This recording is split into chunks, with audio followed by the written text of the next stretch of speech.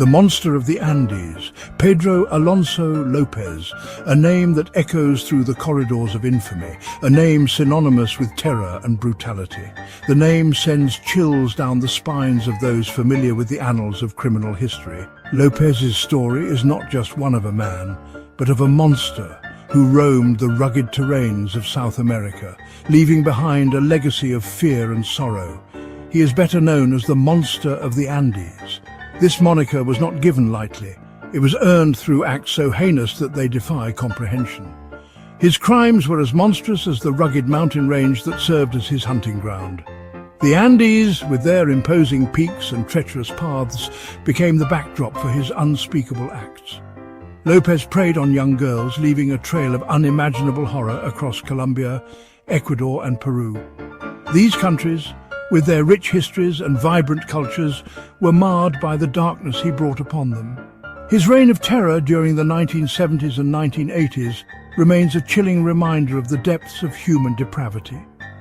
The era, marked by political turmoil and social upheaval, was further darkened by his presence. Each crime scene, each victim, added to the growing legend of the monster of the Andes. The police, often overwhelmed and under-resourced, struggled to piece together the puzzle of his crimes. Detectives worked tirelessly, their faces etched with the weight of their grim task. Families, shattered by loss, grieved in the shadows, their cries for justice echoing in the void. When López was finally captured, the world watched in horror as the details of his atrocities came to light. Courtroom sketches and newspaper headlines painted a picture of a man devoid of remorse, a predator who thrived on the suffering of the innocent. Yet, amidst the darkness, there was a glimmer of hope. The resilience of the human spirit, the determination of those who sought justice, and the memory of the victims serve as a testament to the enduring strength of humanity. The monster of the Andes may have cast a long shadow, but the light of hope and justice continues to shine through. A trail of terror.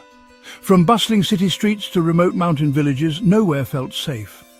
López's crimes spanned 3 countries. His victims, all young girls between the ages of 8 and 12, numbered in the hundreds. Each one represented a life brutally cut short, a family forever shattered by unspeakable loss. Lured to their deaths. López employed a disturbingly simple yet effective method to ensnare his victims. He would approach vulnerable young girls, often offering them work or gifts. He played on their innocence and desperation, luring them away with promises of a better life. Instead, he led them to their deaths. Capture and confession. In 1980, the reign of the monster of the Andes came to an end in Ecuador. This was a time when fear gripped the hearts of many, as the elusive predator had evaded capture for years. The streets of Ecuador, once bustling with life, were now shrouded in an air of unease. Dark, ominous clouds seemed to mirror the collective dread of the people. Local villagers, driven by a mix of fear and determination, finally caught him attempting to abduct a young girl. The scene was chaotic, with shouts echoing through the rural landscape as the villagers banded together to subdue the man who had terrorized their community for so long. Their bravery marked the beginning of the end for the monster of the Andes. They turned him over to the authorities, hoping for justice to be served. The police station, usually a place of routine, was now the center of a media frenzy. Flashing lights and the hum of anxious conversations filled the air as the world awaited the fate of the captured monster. Under interrogation, López confessed to the unthinkable. The dark room, filled with the tension of the moment, bore witness to his chilling admissions. The interrogators, seasoned and hardened by years of service, found themselves shaken by the sheer brutality of his crimes. He provided chilling details of his crimes, ultimately admitting to the murders of 110 young girls. His emotionless face betrayed no remorse as he recounted the horrors he had inflicted. The police, diligently taking notes, knew that this was only the beginning of uncovering the full extent of his atrocities. This number, however, was merely a fraction of the true body count. The unmarked graves, hidden deep within dark, eerie forests, told a story of unimaginable loss. Each grave represented a life cut short, a family left in mourning, and a community scarred forever. López claimed to have murdered over 300 victims. His confession, captured in stark black and white images, painted a grim picture of his reign of terror. The old photographs of crime scenes with multiple graves served as a haunting reminder of the depths of his depravity. The true scale of his crimes left an indelible mark on the annals of criminal history, a chilling testament to the darkness that can reside within the human soul. Psychiatrists who examined López diagnosed him with a severe antisocial personality disorder. This diagnosis painted a picture of a man incapable of empathy or remorse. His complete disregard for human life was a terrifying manifestation of his disorder. He viewed his victims as objects, their suffering insignificant to him. Most chilling was López's utter lack of remorse. He spoke of his crimes with a disturbing detachment, his words devoid of any hint of regret. He seemed to derive a perverse pleasure from recounting the gruesome details of his murders. This chilling indifference cemented his place as one of the most terrifying figures in criminal history. In a move that shocked the world, López was deemed sane and released from a psychiatric hospital in Ecuador in 1994. He was then deported back to his native Colombia.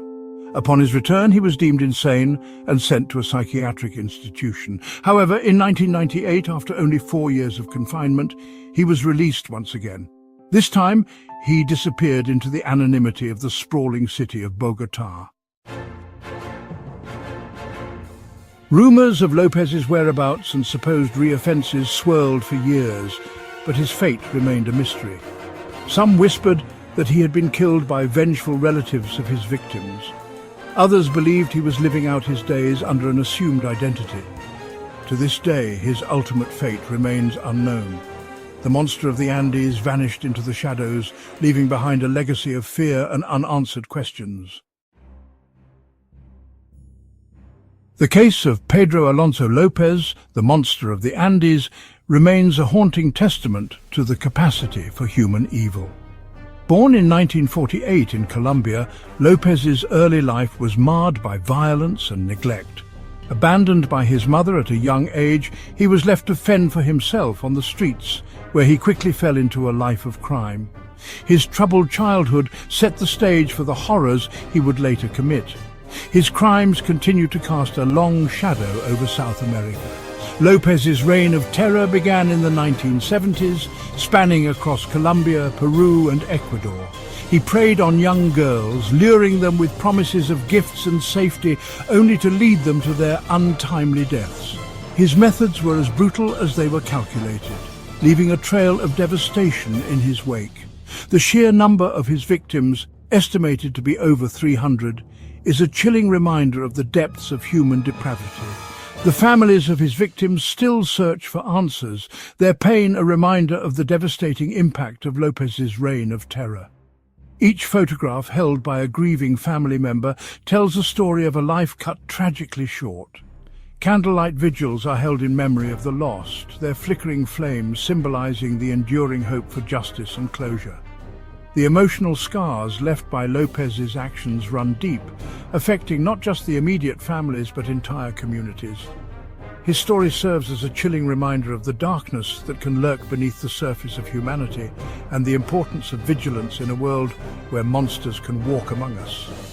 The legacy of Pedro Alonso López is not just one of horror but also a call to action. It urges us to remain vigilant, to protect the vulnerable, and to ensure that such atrocities are never repeated. In remembering the past, we arm ourselves against the potential for future evils, striving to create a world where such darkness can no longer thrive.